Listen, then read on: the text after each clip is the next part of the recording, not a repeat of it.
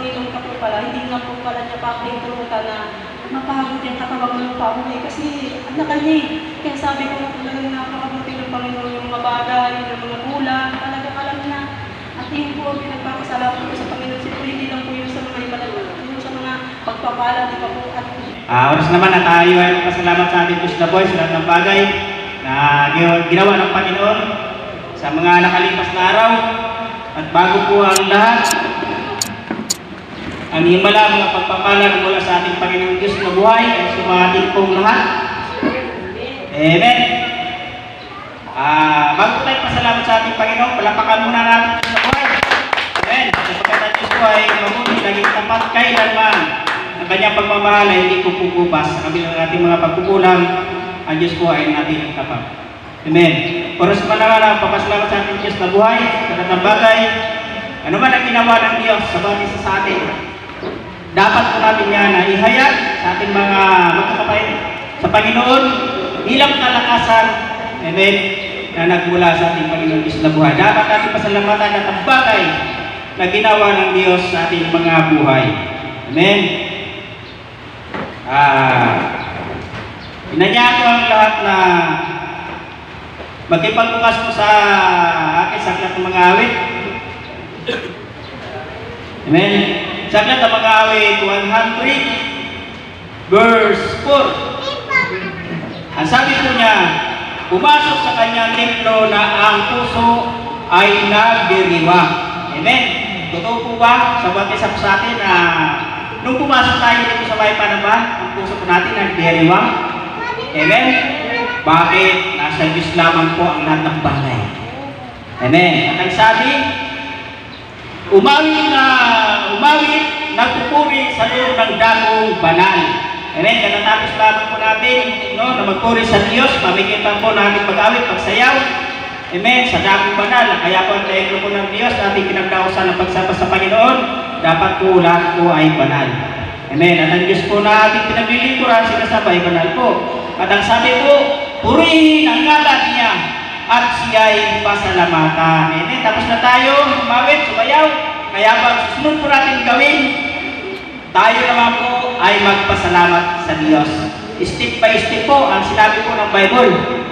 Amen. Narito na po ang lahat. At lahat po ay inanyahan ko ng pasalamat sa ating Panginoon sa lahat ng bagay na ginawa ng Diyos sa ating pong mga buhay. Amen. Tumas na po ang kamay. Palapakan po natin ang buhay ng Diyos sa buhay po ni Sister Junalisa de la Peña. Kapagpalang mga po sa ating lahat at kung nagigit sa Diyos ng buhay. Nagpapasalamat po ako sa Panginoon sa isang linggong pag-iingat sa buhay namin.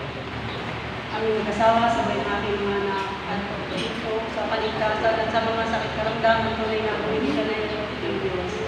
At nagpapasalamat din po ako sa Panginoon sa buhay ng aking kapatid na si Jimmy. Di ba dito po talaga din siya doon na tunay na po ng Diyos. At patuloy po siyang nag-church doon po sa Quezon. Sabi ko nga napakabuti ng Diyos sa buhay ni Jimmy. At isa rin po aking patotoo sa aking buhay ay ako po ay isa na po, hindi na po ako sa 4Bs kasi po ano na po si Kuya, ilang taon na po si Kuya. Pero tunay nga po napakabuti ng Diyos. Purihin ng Panginoon. Na ako po ay nakakakuha pa rin ng pera. Huwag kapag hindi na ako pasali. Sabi ko nga, ano ko ng Lord na, try mo kaya yung matitiing mo baka may naman. Diba? Sabi ko, try ko nga kaya. Alam, mayroon lang ako. Sabi ko, ang galing na Lord. Sabi ko nga makawa ko yung napakabuti talaga ng Diyos. Di ba po yung mga bagay na imposible? Pangyayarihin niya. Tapos sabi ko nga dati hindi ko yung mga na-appreciate kasi sabi ko nga dati, hindi ko pinagpapaguran. Pala, pag nasa Panginoon ka po pala, hindi nga po pala niya pa pinturutan na mapagod yung katawang ng pauwi kasi anak ka niya eh. Kaya sabi ko nga talagang napakabuti ng Panginoon yung mga bagay, yung mga kulang, talagang alam na. At yun po ang pinagpapasalamat ko sa Panginoon. Siyempre hindi lang po yun sa mga iba, yung sa mga pagpapala, di ba po, at higit sa lahat, nagpapasalamat ako sa Panginoon na yun, napakabuti niya. Amen. At tuloy nga po, ang Diyos po lahat ay mabuti, sa Diyos po lahat ang makurihan. Amen. Napakabuti po ng Diyos. no, lalo sa atin ng mga nananalig at sumasampalataya sa Panginoon, lahat ng bagay na mabubuti ay nakahanda na para sa atin. Katulad na sinasabi ko ng aklat ng 1 Corinthians chapter 2 verse 9, Amen, na nakahanda na lahat ng bagay, no, para sa mga sumasampalataya sa Panginoon. Yung mga bagay nang wala tayo sa Panginoon kasi para bagang walang halaga sa atin. Amen. Nung wala pa tayo kay Lord. Pero sinasabi po dito ng aklat ng John, sabi po ng aklat ng John chapter 2 verse 3, sumagot si Jesus, pagkatandaan mo, maliban ipanganak na muli ang isang tao, hindi niya makikita ang paghahari ng Diyos. Amen. Nung tayo wala pa sa Panginoon, ang maginawa ng Diyos ng puting bagay, hindi natin nakakapos yun. Bakit? Hindi pa po natin nakuha. Pero nung tayo, amen, ay nasa Panginoon na, maliliit man ang bagay, amen, ay nararamdaman na po natin. At ang lahat ng ginawa ng Diyos, maliit man o malaki, ipinagpasalamat natin sa Diyos na buhay. Amen. Nung wala pa tayo sa Panginoon, walang halaga po yan. Amen. Pero kung tayo ay nabuhay, lahat ng bagay maliit man malaki, alam natin, sa Diyos po yan ang una. At naranasan na po natin yan, nung tayo po ay nabuhay sa Panginoon. Palampakan po natin ng Diyos na buhay. Sino pa po? Mabait na laki, basta po kamay. Palampakan natin ang Diyos na buhay sa buhay ni Brother Lito de la Peña.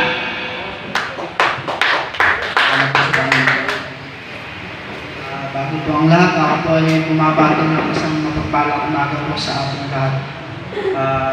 Nais ko lamang po ipagpasalamat sa Panginoon. Nung nakaraang linggo pa po sana ako gusto magpasalamat, kaya nga lang po, kinulang na po sa oras. Ang pagpapasalamat ko po sa Panginoon, nung nakaraang linggo po, na umuwi po kami ng Quezon, yung pag-iingat po sa amin ng Panginoon nung kami papunta ng Quezon, at nung kami nandun na po, nandun pa rin po yung gabay at pag-iingat ng Panginoon sa amin na talagang pinakita po talaga sa akin ng Panginoon kung gaano po niya iningatan kami, ng aking pamilya, na nung dumating po kami sa Quezon, nagkaya po yung mga hipag ko na maligo, mag-night swimming, na kung saan po nakakuha po sila doon ng isang resorts na pagdadausan po ng night swimming, na nung nandun na po kami, mga bantang alas 7 po ng gabi, naligo na po kami, kasama ko po yung hipag ko, yung bayaw ko, tapos yung anak ko, kasama po si Junior. Nung naliligo na po kami, nagulat ako, si Junior po, doon sa swimming pool, alam naman po natin na yung batang yung itakot po sa tubig. Subalit nung nandun po kami, sobrang sigla po niya. Tapos, yun po, pinagbigyan ko po na siya maligo. Yung haba po ng swimming pool, nasa 15 feet, hindi ako nagkakamali. Tapos, naligo po kami dalawa. Nung umalis na po yung mga kasama namin, kami na lang po natira. Pasado alas 7 na po ng gabi yun. Tapos, nung nakikita po na si Junior, medyo inilalamig na. Pinatabi ko po muna siya. Tapos sabi po niya sa akin, Pa, ikaw naman ang maligo. Sige, sabi ko, sige, diyan ka lang, huwag kang aalis dyan. Tapos, sumisid na po ako hanggang po sa kabilang dulo. Tapos po ako nung nandun ako, sabi niya sa akin, ako naman, lang po siya. 1, 2, 3, kumiretso ng manok. So sabi ko, malulunod to. Bumalik ako agad, yung medyo malayo ko yung lulo eh. So sabi ko sa sarili ko, pag ako natagalan ng konti, hindi ko nakakapunta sa lulo. So, kung pagdating ko po sa kanya, siguro mga 6 seconds, kinakanto ko sa lulo, kinasama ko po agad sabi ko, in Jesus' name, spirito ka ng pagkalulod. Patuloy kitang pinapulang bisa. Tapos nung paggalong ko, pagkangat ko kay Junior, sabi ko, iluwa mo yung ng tubig, tapos may lumabas ko sa bibig niya tapos sa ilo. Tapos nakita ko yung anak ko, talaga na maliksi pa rin. Na kahit pa paano, nakaramdam po ako ng tao. Pero alam ko po kasama namin ang Diyos no. Tapos naalala ko ng araw na yun, siyahayo ko namin. Hindi po natawag sa Panginoon na kami po ay nagkulang dahil natutulang po talaga nawala sa isip namin na may gawin po kinabukasan. Amen. Nakita ko lang po dito na sa kabila ng aming pagkukulang, Natuturo po talaga ang Diyos ay tapat. Kahit tayo po ay nagkukulang, ang Diyos po ay nananatiling tapat sa atin. At nandiyan po yung pag-iingat Amen. at protection niya sa ating buhay. Nagpapasalamat po ako sa Panginoon. Pag-iingat niya, pagpunta doon, at kung kami nandun na, at kung kami makabalik. At ang lahat po ng yan ay sa Diyos po. Amen. Salamat po. Amen. Napakabuti po ng Panginoon. Naalig lamang na sa Diyos, tayo lahat na sumasampalataya sa Panginoon sapagkat sinasabi ko ng Gawa 16:31, kung mayroong man sa mananampalataya, makakaroon ng kaligtasan ng ating mga mahal sa buhay. Tunay nga po na, lalo na sa pamilya nila Pinya, dahil silang nasa kay Lord. Amen. Makita po natin na ang provision ng Lord ay nasa kanilang mga buhay. Amen. At huwag po tayo mag-alala. Huwag lang tayo malis sa Panginoon. Sinasabi ng mga awit. Chapter 34 verse 7. Anghel ang siyang bantay sa may takot sa Diyos. Sa mga panganib sila'y binubukpok. Huwag tayo mag-alala. May kanya-kanya po tayo mga anghel na kasay ng Lord para tayo ay ingatan. Kaya si Kuya Junior, naroon po kanyang anghel, nakabantay po yan. At hindi hayaan ng Diyos na siya po ay mapahamak. Tayo po lahat. Kung tayo na natili sa Panginoon, may kanya-kanya po tayo mga anghel ay nasay ng Lord para tayo lahat ay ingatan. Palagpakan po natin ang Diyos na buhay. May oras pa, sino pa po? Palagpakan po natin ang buhay ng Diyos na buhay ni Kuya Noel G. Olivia.